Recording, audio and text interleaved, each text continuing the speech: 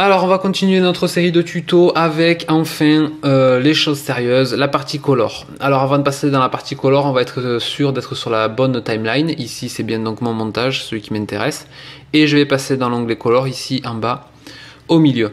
Ce que vous allez trouver c'est ça. Donc ici un écran de prévisualisation. Ici le chargement de presets qu'on utilisera par la suite. Ici l'organisation des nodes, vous allez voir comment ça fonctionne, c'est pas compliqué du tout, ça fait peur comme ça la première fois, mais vous allez voir c'est très simple.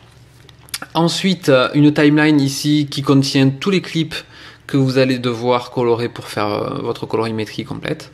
Ici une timeline comme ça, vous pouvez passer pour voir où est-ce que vous en êtes, vous voyez évoluer quand vous faites play, hop.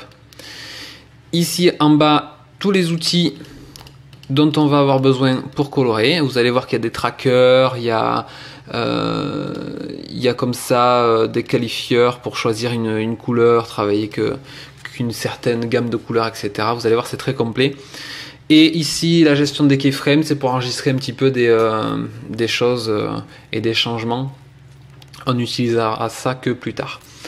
Un outil à rajouter ici dans View, c'est le Vectorscope. Dans Vidéoscope, vous faites on-off. Vous pouvez choisir 16/9 ou 4/3, 2-up ou 4... Enfin, moi j'utilise le 2-up plutôt.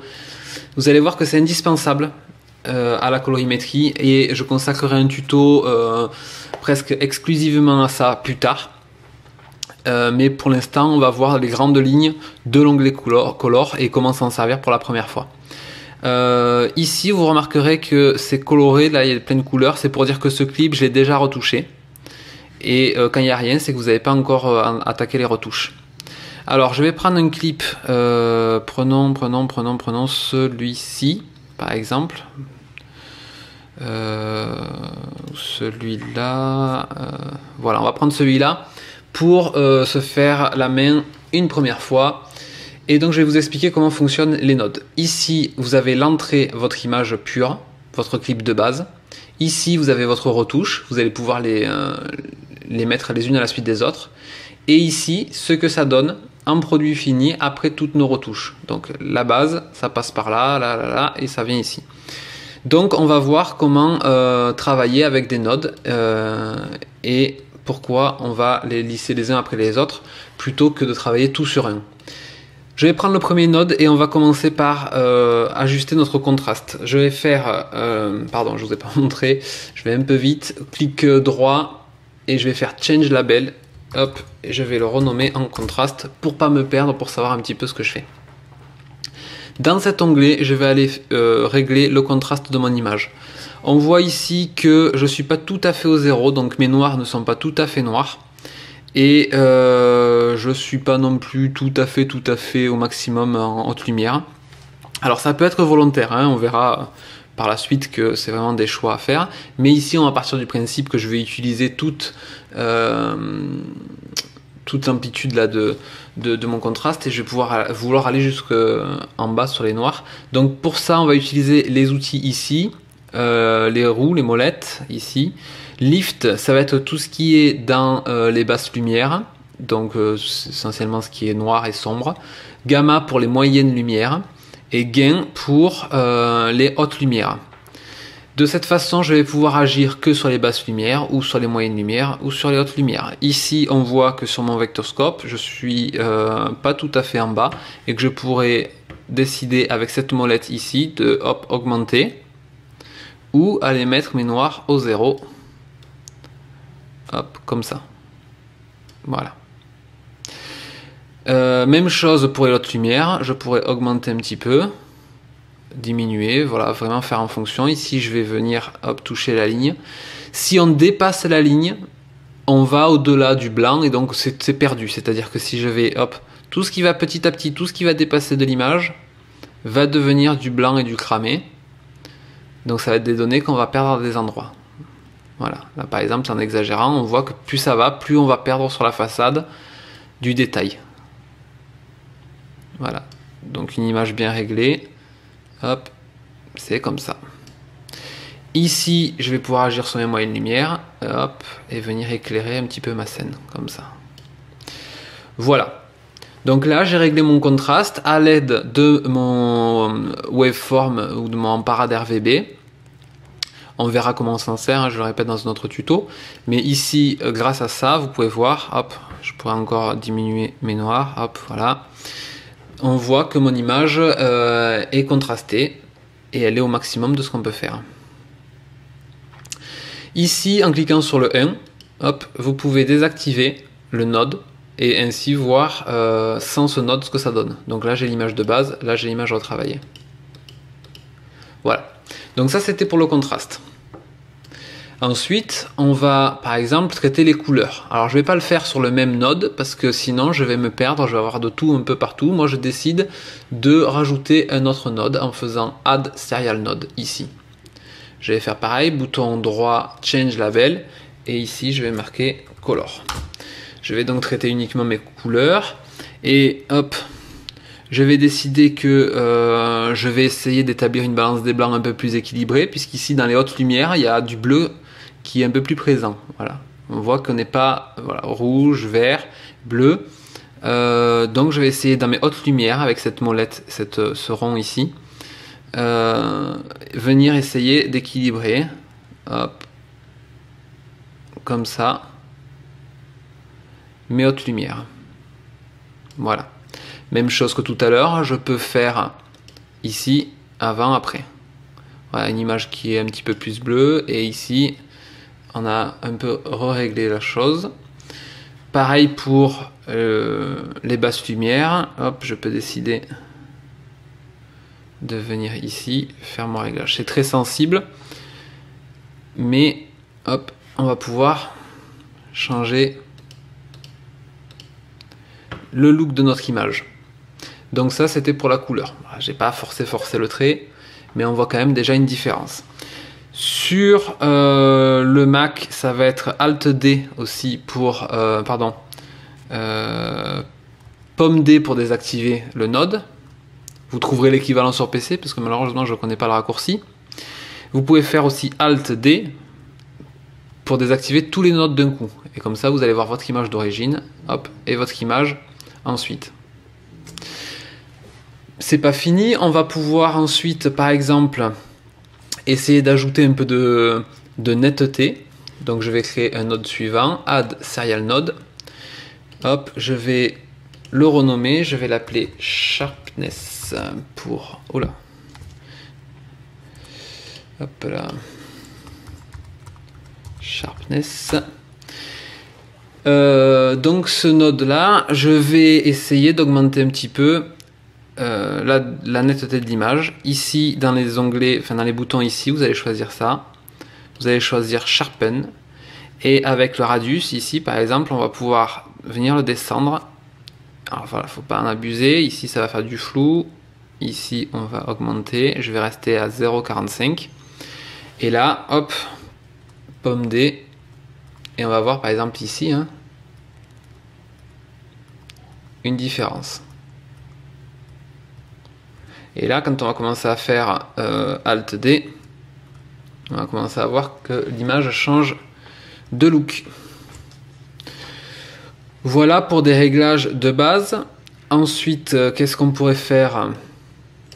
On va rajouter un node ici. Je vais l'appeler vignette.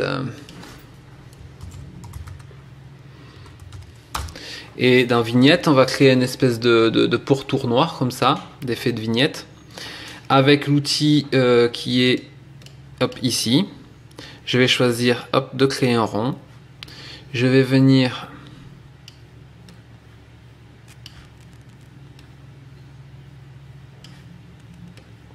me positionner ici. Ici, ensuite, je vais choisir si je veux travailler à l'intérieur ou à l'extérieur du rond. Et ensuite, je vais baisser, par exemple, mes hautes lumières. Mes moyennes aussi. Hop. Voilà.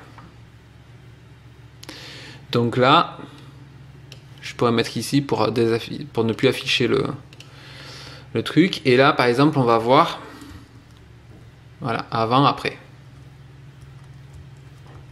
Ça, sans rien, sans aucune correction. Et là, j'active toutes les corrections. Donc on voit que l'image commence à être un peu plus lookée déjà.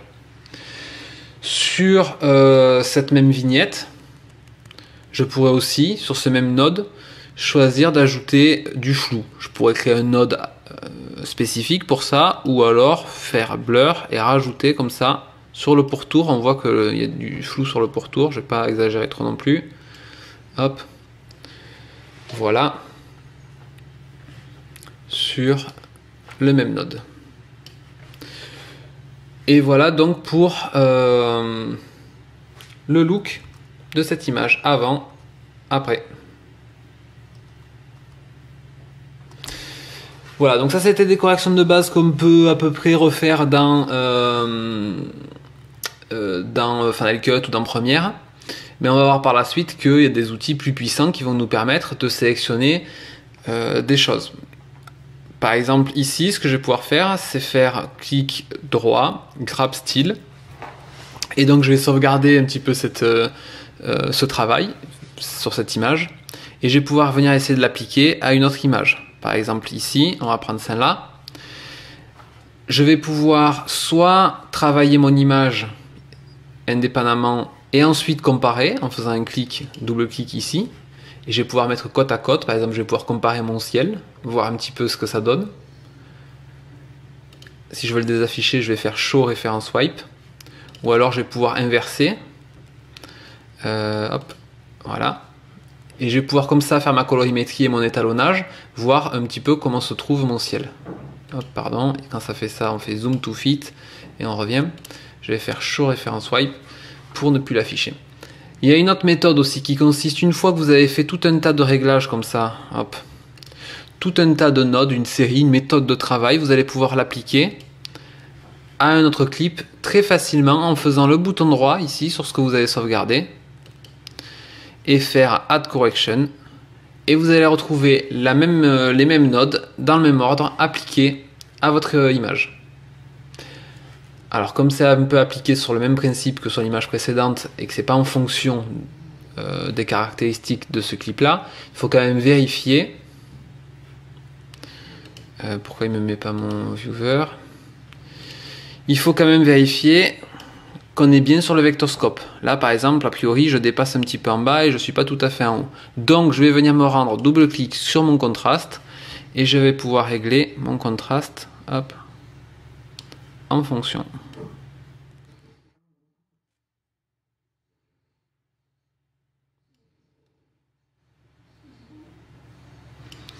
Voilà, j'ai réajusté mon contraste, mes couleurs aussi.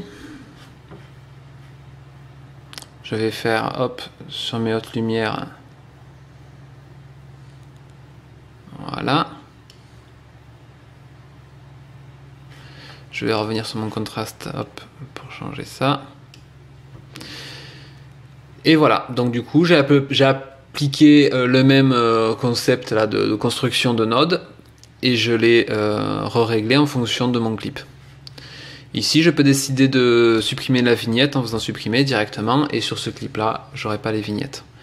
Alors attention parce que du coup, ça va modifier, étant donné que c'est plus sombre sur les rebords par exemple, on a supprimé cet effet là, on va modifier aussi notre vectorscope. Hop, si je le remets, on voit que notre vectorscope là, ici, il change en fonction de ce node. Donc voilà, on va pouvoir ajouter des nodes les uns après les autres. Vous avez compris le principe. Vous pouvez vous exercer avec plusieurs clips. Hop, ici, même principe que d'habitude, Add Correction. Et voilà, rapidement, quelque chose comme ça de fait. Sur des clips GoPro, petite parenthèse quand même. Ici, par exemple, je viens de voir un clip GoPro. Voilà. Sur des clips GoPro, n'hésitez pas à forcer un tout petit peu la netteté. Si vous avez filmé en mode ProTune notamment, ici par exemple le sharpness, je vais pouvoir peut-être un petit peu l'augmenter, 0,43, bon, je vais jamais très loin quand même. Je vais supprimer cet effet de vignette. Je vais régler mes couleurs puisque du coup c'est pas adapté à ma GoPro. Hop, voilà. Et du coup je vais aussi équilibrer mon contraste.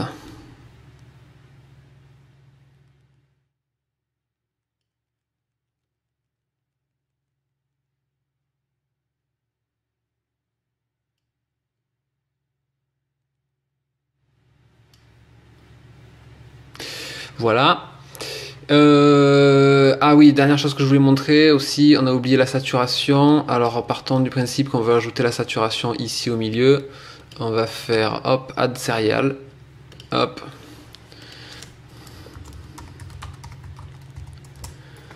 Et du coup la saturation, on va utiliser très simplement ici la saturation. Hop, et on va pouvoir augmenter. Voilà pour les outils de base qui vont vous permettre déjà de vous amuser et de faire vos premiers tests vous-même. Ensuite, je ferai d'autres tutos sur des looks très spécifiques d'images. Voilà, à bientôt.